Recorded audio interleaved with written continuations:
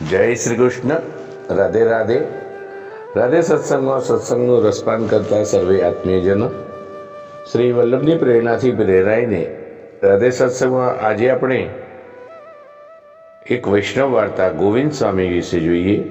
પરંતુ તે પહેલાં આપે રાધે સત્સંગ ચેનલને સબસ્ક્રાઈબ ન કરી હોય તો સબસ્ક્રાઈબ કરશો, જેથી નિત્ય સત્સંગની જાણ આપને થઈ શકે.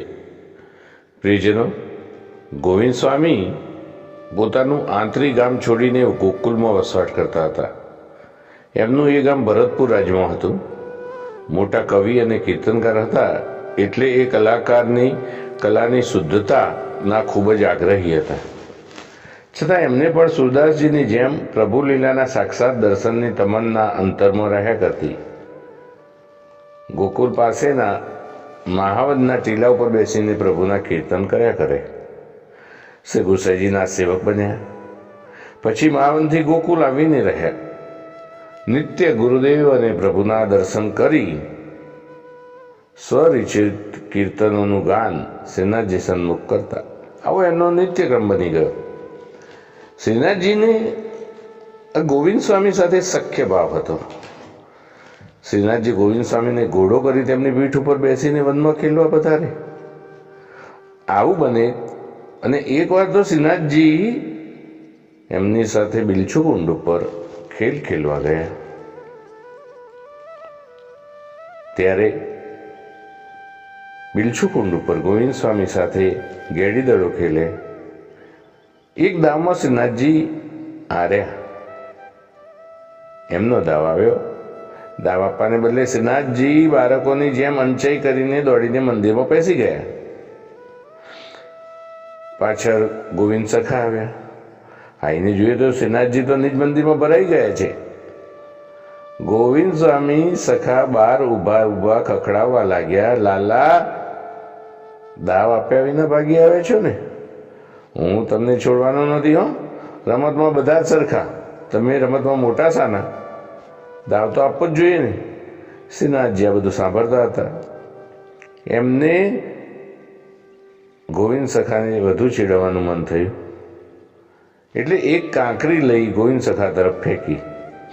પછી બીજી કાંકરી ફેંકી. એમ 7 કાંકરી મારી. ગોવિંદ સખાએ પણ એક કાંકરી લઈને શ્રીનાથજી તરફ ફેંકી, એટલે શ્રીનાથજી ચમક્યા. એ જ સમયે શ્રી ગુસાઈજી જારીજી ભરવા પધાર્યા અને શ્રીજીની પાસે આવી પહોંચ્યા. શ્રીનાથજીને ચમકતા જોઈને શ્રી ગુસાઈજીએ પાછળ નજર કરી તો સામે નજીકમાં જ ઉભેલા ગોવિંદ સખાને જોયા. ગોવિંદ પાસે પડેલી કાંકરી પણ જોઈ. આપ શ્રી એ જોઈને સમજી ગયા અને ગોવિંદ સ્વામીને મીઠો ઠપકો આપતા કહ્યું, આ શું, તમે શ્રીનાથજીને કાંકરી મારી? આવું તે થાય તમારાથી? કૃપાનાથ, ગોવિંદ સ્વામીએ કહ્યું, શ્રીનાથજી મને 7 કાંકરી મારી છે, ત્યારે મેં તો એક જ મારી છે, અને મને કહો છો? આપના લાડકવાયાને તો થોડું કહો. પણ તમે એને શેના કહો? શ્રી ગુસાઈજી પણ ગોવિંદ સ્વામીનો શ્રીનાથજી સાથેનો સખાભાવ જોઈને મંદ મંદ મુસ્કુરાઈ ગયા.